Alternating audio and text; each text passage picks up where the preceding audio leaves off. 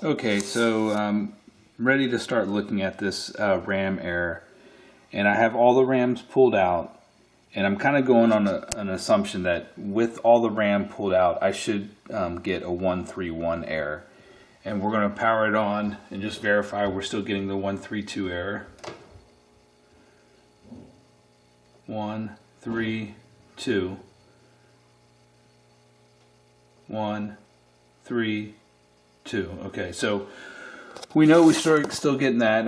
And so the other thing I had to do is figure out where I wanted to hook up my logic probe to. So I have my logic probe here, a Linko or whatever. It's pretty cheap, but it works good. It has an audible noise and stuff like that. So I just verified. A lot of times these decoupling capacitors here are tied. One side's tied to ground and one's to 5 volt. I just tested with my multimeter to verify. I was looking for a better place to hook up because I don't have mini clips. I have these alligator clips on this probe. But there's not really a great place to actually, that I could find to hook up to the 5 volts that's better than that. So there's like no test points or anything. So I just hooked up to one clip over here to ground, one clip over there, and then I've also spent a ton of time researching and stuff like that, and looking at the schematics and stuff. So let me put this at the bench and I'll talk a little bit about our plan of attack here. I don't know how well you're going to be able to see this, but anyway, did a lot of research on the forums and stuff, trying to figure out, there's a few posts about a 132 error that isn't necessarily related to a bad RAM. So in the schematic, basically there's these 74 153 chips that are multiplexers, and I haven't figured out yet where the input's coming from. It could be coming from the decoder ROMs. I'm not positive. I have to do more research. But a lot of times it was referenced that these were bad, and so I figured I would just start there and see if we could find anything that was interesting to lead us to another step. There's also on the other side these LS373s, which are the buffer chips. There's, I think, 3 of them, 4H, 3H, and 1H. And that's another chip that we can look at with the logic probe. And that's as far as I got, really, as far as strategies for next steps. One thing that's interesting is on the schematic. Gosh, that glare is terrible. On the schematic, it lists this spare, like there's actually spare chips. I don't know what that means, but maybe they actually soldered spare TTL chips onto the board. I'm going to post this and figure out that, because I never even knew about that, and I don't know if it's ever been mentioned before, which is just interesting. I don't know what's going on there. The other thing about these multiplexer chips is the very last multiplexer chip, it has its data inputs tied to ground. Let me zoom in a little bit. So that one right there, 4F, the data inputs, pin 10, 11, 12, 13, are all tied to ground. The other thing is, you can see that's tied to ground is, well, if you can see it, I think it's pin 1 and 15, which if you download the schematic for the 74, I didn't do 74 153, this is 74 LS 153, but should be same. Pin 15 is a strobe and pin 1 is a strobe, so that functionality is not used at all. So those should be tied to ground, pin 1 and pin 15. Pin 16 is your 5 volts, pin 8 your ground. Then you have your one set of inputs are 3, 4, 5, and 6. Then your other set of inputs are 10, 11, 12, and 13. And the outputs are pin 9 and pin 7. So basically what I'm going to do And also pin 14 is one of your select pins, and pin 2 is the other select pin. So I believe those should be toggling. Our data input should be toggling, our output should be toggling, etc. So that's my assumption, and then I'm just going to go test the assumption on the board to verify that the inputs are toggling, the outputs are toggling, and none of those are stuck either high or low, etc. So that's next step. Okay, so I powered it back on. The chips, I marked the chips real quickly just with a little dot there to see which ones we're doing. This is a 3E and 3D, and then 4E and 4F. And the pins are 1 and going this way, so 1 through 8,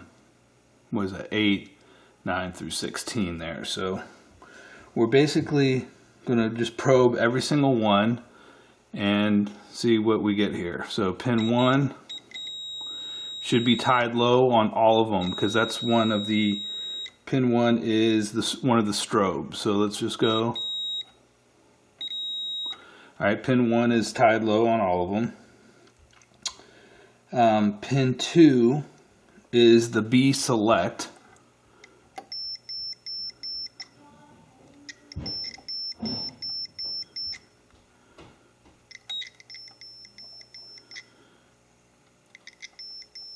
And it is toggling on all of them, which is, I guess that sounds good.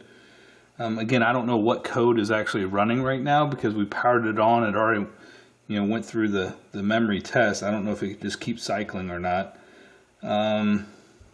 Let's see, pin 3, 4, 5, and 6 are all data inputs. So we're going to go 3, 4, 5, 6. Whoops. 3, 4. Okay, that's different.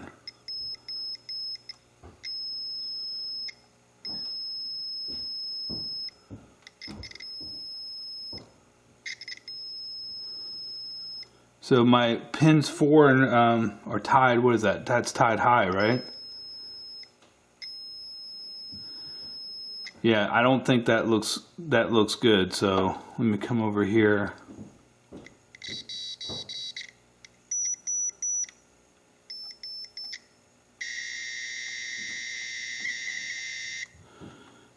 That one also does not look good. 3, 4, 5. All right. I mean, this could just be a wild goose chase. Who knows? Because I don't know exactly what's going on.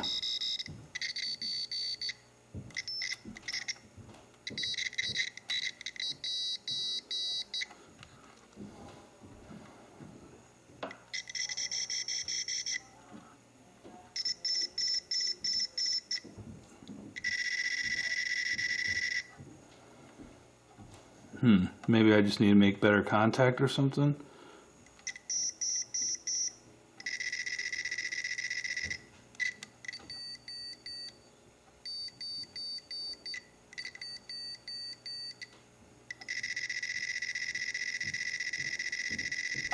Still tied high.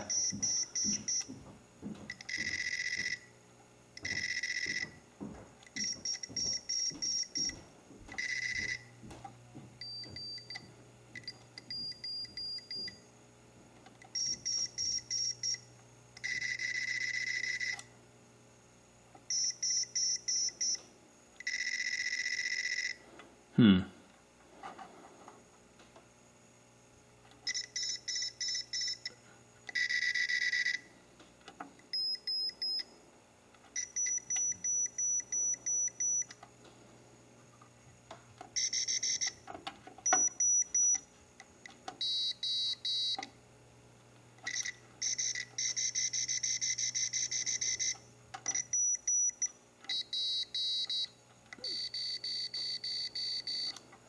I still think this pin, this one right here, does not look good.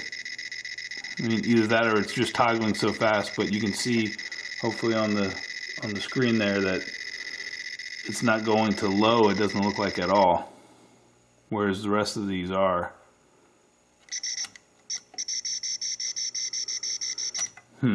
Alright, so let's go ahead and we'll check pin 7. Pin 7 and 9 are the outputs. Pin 9, yeah, pin 7 and 9. So 1, 2, 3, 4, 5, 6, 7. What? 1, 2, 3, 4, 5, 6, 7. Okay, 7.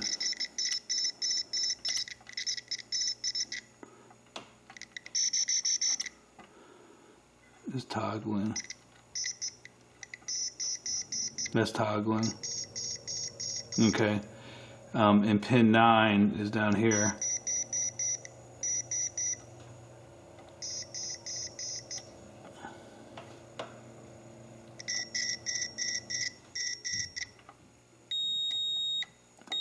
Yeah, that one's going to be low because the inputs are all tied low, like I said, on 4, what is that, 4F, the inputs, which are 10, 11, 12, and 13 should all be tied low. So that's, see, that's 9, 10, 11, 12, 13 are all tied low. And 3, 4, 5, and 6. 3,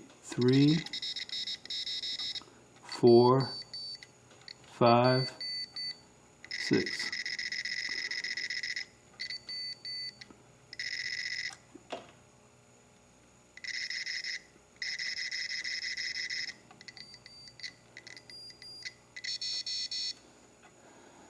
Three, 4, 5.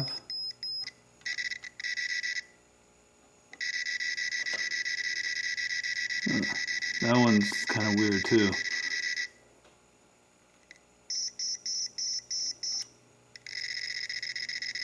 Six.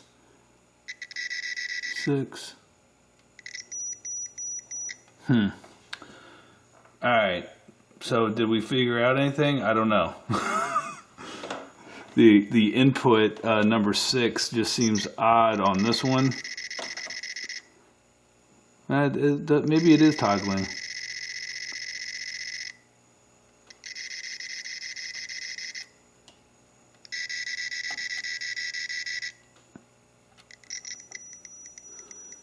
Yeah, and if I look at the schematic and try to figure out like which ones would likely be, well, I guess it's all multiplex, so I'm not sure. I'm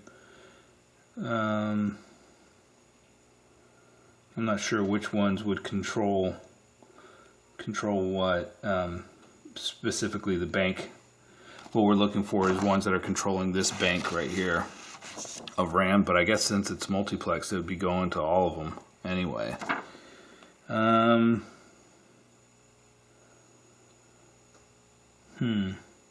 I mean, those chips seem to be working okay. I think that it's just toggling super fast, and but you can see the flashing. I think this is probably normal. Somebody else, maybe I'll post this video and get some help. I mean, that's kind of, it looks like it's high, but since it's flashing, I assume it's just toggling really fast.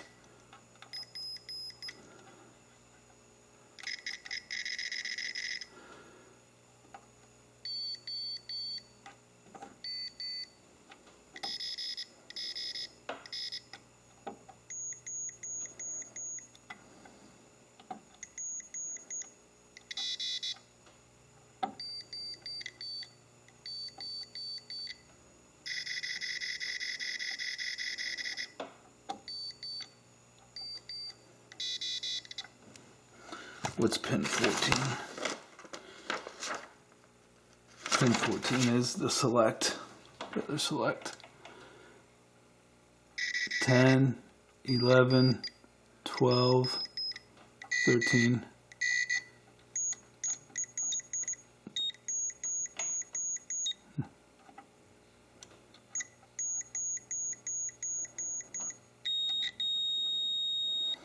Yeah. Everything looks good on those, so I'm not sure what the next step should be. I'll probably come back and let's look at the 74 LS 373s, and that would be 3H, 1H, 1H, 3H, 1H, 3H, and 4H. 1H.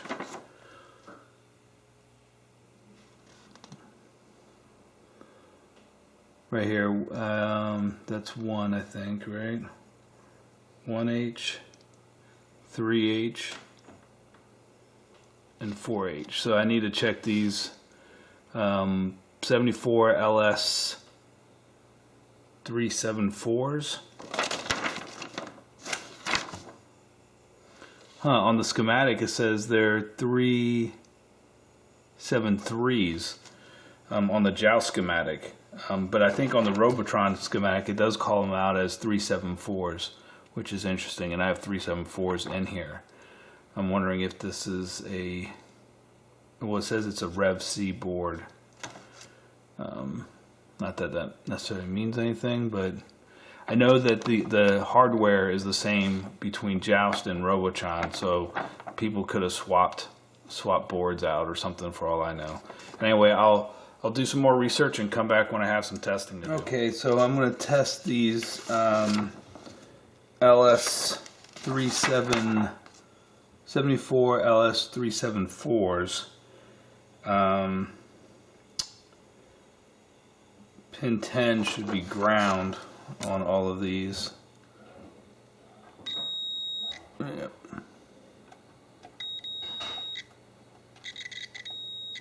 And this should be 5 volts. Pin 20. Clock is on pin 11. And we have activity there.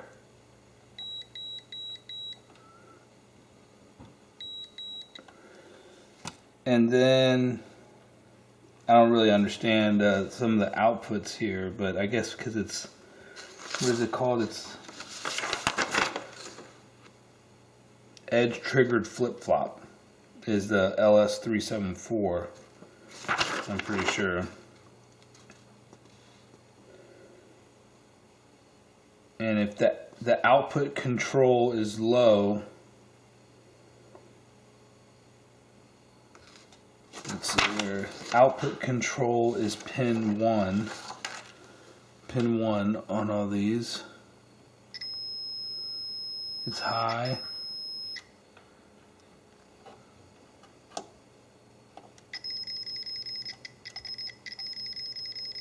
Oh, that's interesting.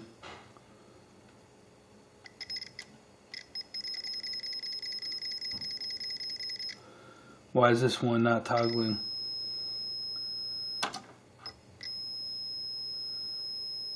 Okay, that's why we have a logic probe, is just to see what things don't look right. I mean, that doesn't seem right there. The output control is constantly high on this LS374. That one's doing something. Same with that one.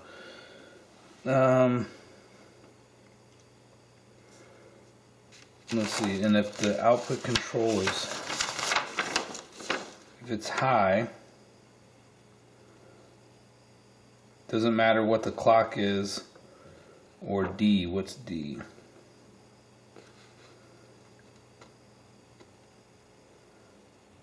The output is Z. With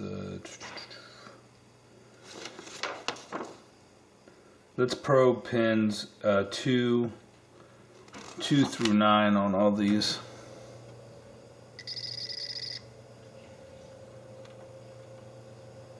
Nothing there. Nothing.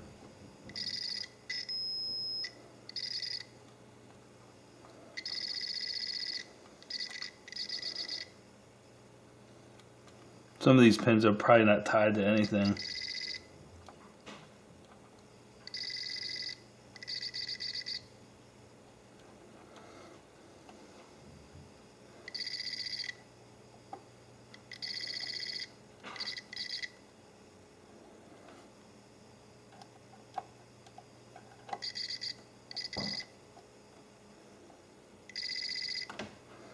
Yeah, I don't think, some of these are probably not doing anything. I have to look at the schematic to kind of...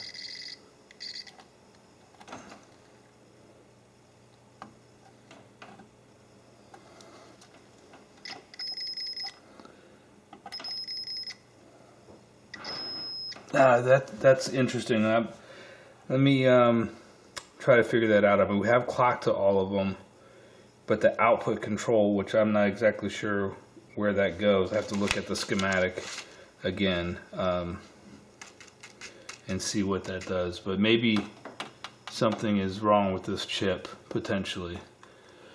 Hopefully you guys can see that okay. Alright, I'll be back in a bit. Alright, so I looked on the diagram. The chip we were testing was over here, which is, let's see there, well, whatever. That is 1H, I believe. Am I right?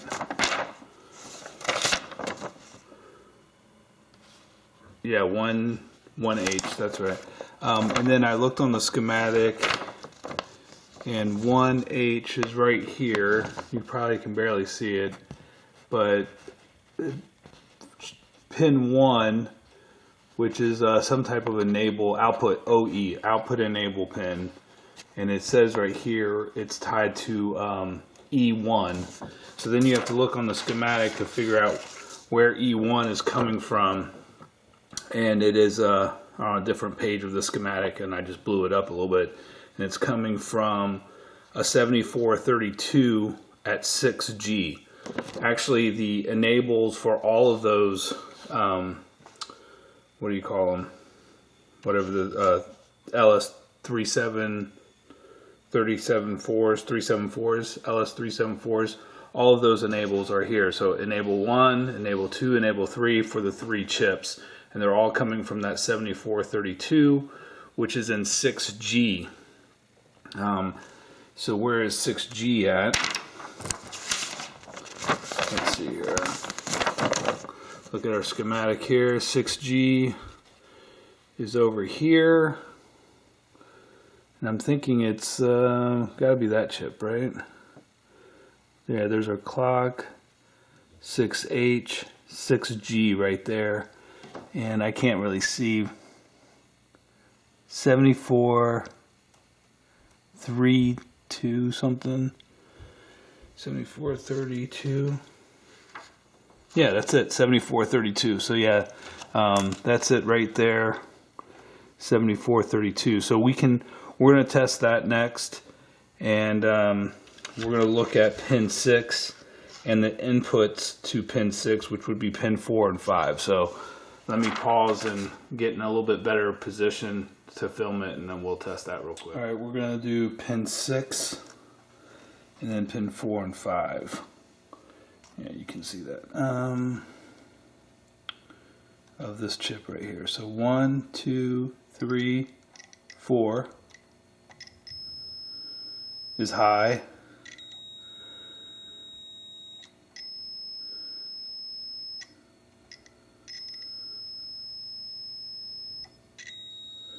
So we have to look to see what that is. I don't know if that's an and or an or whatever, but 4 is high and 5 is low, right? 2, 3, 4. Yeah, let me turn it this way. 4 is high, 5 is low, and 6 is high. And we'll check the other ones too. Is 9 and 10 feed pin 8. So that's 9, 10, 8. Why are they toggling at the other location?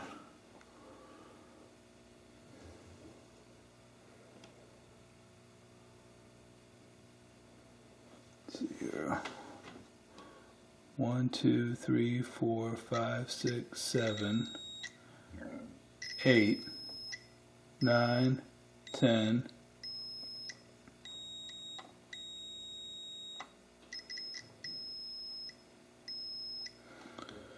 And if I look at the enable pin on these,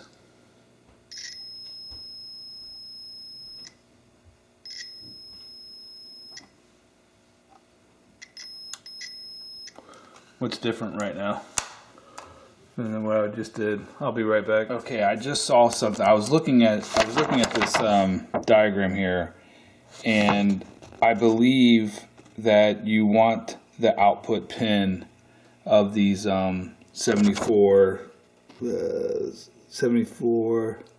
LS. What am I talking about? 74 LS 374s. Can't read upside down.